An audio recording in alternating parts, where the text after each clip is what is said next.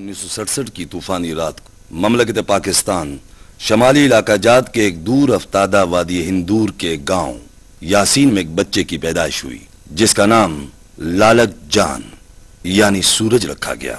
تقریباً 5 سال کی عمر میں والدہ کا سایہ سر سے اٹھ گیا، مگر لالک جان بڑے بھائی گلسمبر اور چھوٹی بہن کو اس کا احساس نہ تھا اور وہ کھیل کود میں مصروف تھے۔ والد نے دوسری شادی کر لی۔ لالک اور گلسمبر اسکول جا رہے تھے۔ لالک نے تیسری کلاس تک بھائی سے بہتر کارکردگی دکھائی، پھر اچانک اس نے پڑھائی چھوڑ دی۔ اب تو ربڑ کی غلیل ہی لالک جان کا پہلا ہتھیار تھا اور چھوٹے پرندے اس کا شکار تھے۔ اس سارے کھیل میں اس کا کتا اس کا ساتھی تھا۔ کچھ عرصے تک لالک جان نے بھیڑ بکریاں بھی چرائیں۔ بڑے بھائی گلسمبر نے فوج میں شمولیت اختیار کر لی تھی، مگر گھر کے حالات جوں کے توں رہے۔ لالک جان نے ایک دن اچانک والد سے فوج میں ملازمت کے لیے کہا۔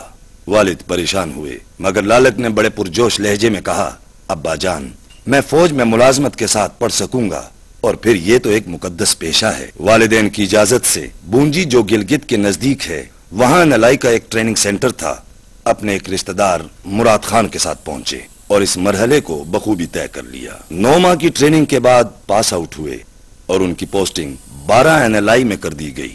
بڑے بھائی نے لالک کو خط لکھا اور اسے ثابت قدمی کا درس دیا۔ بڑا بھائی چھوٹے بھائی سے ملنے آیا اور جلد واپس روانہ ہو گیا، کیونکہ وہ بھی فوج میں ملازم تھا۔ مئی 1988 میں فوج میں ملازمت کے دوران ہی لالک جان نے میٹرک کا امتحان آرمڈ فورسز بورڈ سے پاس کر لیا۔ 16 اکتوبر 1988 کو بڑے بھائی گلسمبر اور 21 اکتوبر کو لالک جان کی شادی طے پائی۔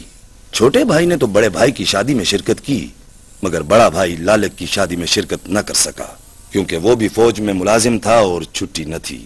سارا گھر افسردہ تھا، مگر فرض پکار رہا تھا۔ گلسمبر بھائی روانہ ہو گئے۔ 21 اکتوبر کو لالک جان شادی کے بندھن میں بندھ گئے۔ انہیں اللہ تعالیٰ نے 2 بیٹیوں اور 1 بیٹے سے نوازا۔ 1992 میں آپ کی یونٹ کو پیر گھنٹی کے مشکل ترین محاذ 2 میل سیکٹر میں تعینات کر دیا گیا۔ اسے سر جہنم یا سیاچن کے نام سے بھی پکارا جاتا ہے۔ 1993 میں لالک جان کو حوالدار کے عہدے پر ترقی دے دی گئی۔ اس دوران وہ میس حوالدار بھی رہے۔ فروری 1998 میں لالک جان کی شریک حیات بیگم گل جہاں دار فانی سے کوچ کر گئیں۔ 26 اکتوبر 1998 کو لالک دوسری مرتبہ دولہا بنے اور شادی کے فوراً بعد انہوں نے باقاعدہ داڑھی رکھ لی تھی۔ 1984 میں ہندوستانی فوج نے پاکستانی فوج کی طرف سے موسم سرما اور برف باری کی وجہ سے خالی کی گئی چند پوسٹوں پر LOC کی خلاف ورزی کرتے ہوئے ناجائز قبضہ کر لیا۔ ان پوسٹوں کو خالی کروانے کے لیے 15 سال تک جدوجہد کی جاتی رہی، مگر انڈیا کی طرف سے ان پوسٹوں پر پوری ایک ڈویژن آرمی تعینات کر دی گئی اور ان تک اسلحہ اور خوراک جموں کشمیر کی طرف سے پہنچائی جاتی رہی۔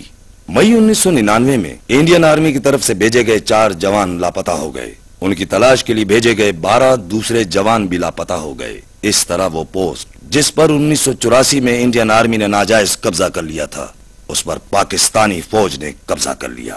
جولائی 1999 میں جب ہر طرف آگ برس رہی تھی اور وطن کو بچانے کا سلسلہ عروج پر تھا، لالک جان نے بھی محاذ پر جانے کی خواہش کی اور محاذ جنگ پر پہنچ گئے۔ صوبیدار سکندر اس چوکی کے انچارج تھے۔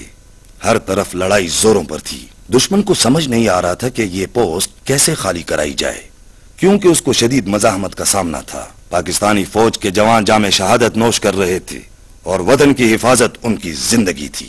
ایسے میں لیفٹیننٹ وسیم کی قیادت میں چند JCOs اور جوان بھیجے گئے اور چوکی کے دفاع کی ذمہ داری سونپی گئی۔ یہاں چوکی پر لیفٹیننٹ وسیم کی ملاقات صوبیدار سکندر اور لالک جان سے ہوتی ہے۔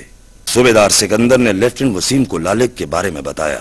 لالک جان نے اپنا نام بتایا جو لیفٹیننٹ وسیم صحیح طور پر سمجھ نہ پائے۔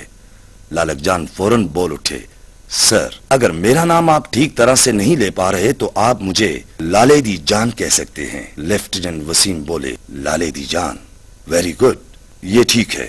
جنگ زوروں پر تھی۔ دشمن کو سمجھ نہیں آ رہی تھی کہ وہ یہ پوسٹ کیسے خالی کرائے۔ لیفٹیننٹ وسیم کئی ساتھیوں کی شہادت کے باوجود اپنے ساتھیوں کی ہمت بندھا رہے تھے۔ وہ لالک جان کے حفاظتی دستے کی جانب بڑھے۔ لالک جان مسلسل دشمن کو نقصان پہنچا رہے تھے۔ دشمن کے فوجی گاجر مولی کی طرح کٹ رہے تھے۔ وہ تیزی سے اپنی پوزیشن تبدیل کر رہے تھے۔ صوبیدار سکندر اپنے ساتھیوں کی ہمت بندھا رہے تھے۔ اچانک دشمن کو ان کی پوزیشن کا اندازہ ہو گیا۔ دشمن نے شدید گولہ باری کی۔ لیفٹیننٹ وسیم کو کسی نے بتایا کہ لالک جان کو گولی لگ گئی ہے۔ وہ فوراً لالک جان کی طرف لپکے۔ لالک جان نیم بے ہوشی کی حالت میں دشمن پر حملے کر رہے تھے۔ لیفٹیننٹ وسیم نے لالک کو واپس جانے کے لیے کہا، لالک نے واپسی سے انکار کر دیا۔ لیفٹیننٹ وسیم نے لالک کو کندھے پر تھپکی دی۔ لیفٹیننٹ وسیم کا ہاتھ خون سے بھر گیا۔ لیفٹیننٹ وسیم نے لالک جان کو دوبارہ واپسی کے لیے کہا، مگر لالک نے واپسی سے انکار کر دیا۔ لیفٹیننٹ وسیم نے دیکھا سب سے زیادہ لاشیں اس طرف تھیں جہاں لالک جان کی ڈیوٹی تھی۔ وہ رینگ کر جاتے اور دشمن سے چھینا ہوا اسلحہ اپنی پوسٹ تک پہنچاتے رہے۔ وہ مسلسل دشمن پر فائرنگ کرتے رہے۔ ایک جگہ ان کو دشمن کا ایک بنکر نظر آیا جس میں اسلحہ تھا۔ بنکر تو تباہ ہو گیا، مگر لالک جان دشمن کی شدید گولہ باری سے شہید ہو گئے۔ لالک کا کارنامہ لاسانی تھا۔ حکومت پاکستان نے ان کو اس شجاعت پر نشان حیدر سے نوازا۔